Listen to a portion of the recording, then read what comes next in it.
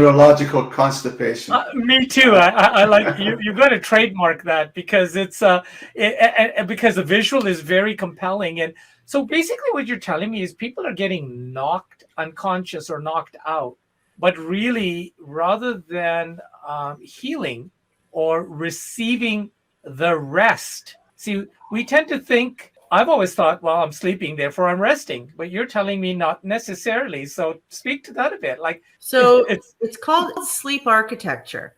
okay. So think about if you go to the hospital for chest pain, they put these leads on you, and then you get a little squiggle, right? The PQRST. And we know what that should look like if it's healthy, normal sinus rhythm for each person. Now, if you come in and that QRS, that pointy part is wide, oh, we're getting the crash cart, we're pulling it over, we get oxygen on, because we know what that means and what that's going to do to you, the potential for your heart to stop, for example, okay? Our whole body is like that.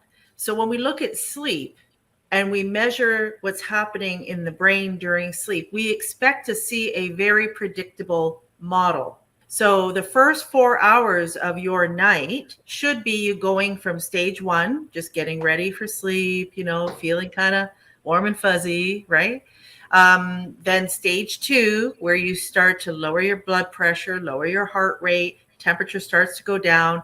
You're kind of cutting off. You could kind of hear what's going on around you, but you really just don't care. Stage 3, now all of a sudden you disengage. You're not going to hear what's going on. You're actually in a deeper state of sleep. You've got slow brain waves, more synchronized brain waves going through, okay?